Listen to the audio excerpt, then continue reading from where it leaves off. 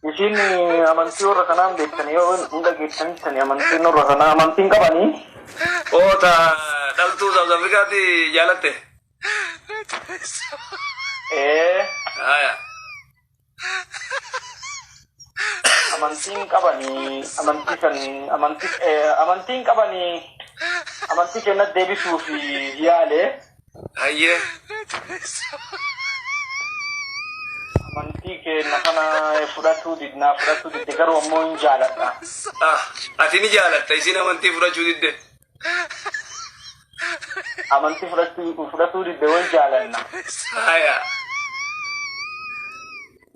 Tin fuda amanti kana jira amanti ke nakana debi jedani. Ayye.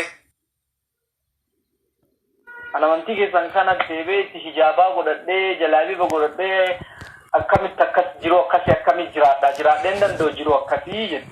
Egaa qullaan deemuu bare yani amma waan ati narra gurgurtu sanan danda'uudha. Akkas jetti. Aya duuba akkam goote yaa'u ati otoo dura islaameessin jaalatte yaa'u gudite. Ayyee.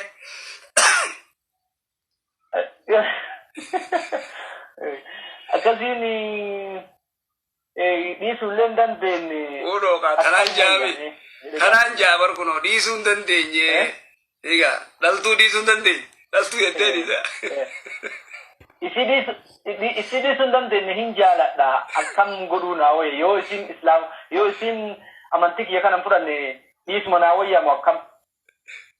Amantii kam qabdi isin? Amantii isin beektaa? Peente moo Ortodoksii moo Kaatoolikii moo Rilijiyina kam amantii kam hordofti? Amantiin isii uummanni amantii garuu peentee himatanii amantii baay'ee himatanii garuu hin hordofaniyyuu waan baay'ee waan biraa waan badaa kanneen dalagan malee amantii deemanii amantii saniin ittiin jiran. Haya amma dhageeffadhu kalaas deebisaa si deebisa.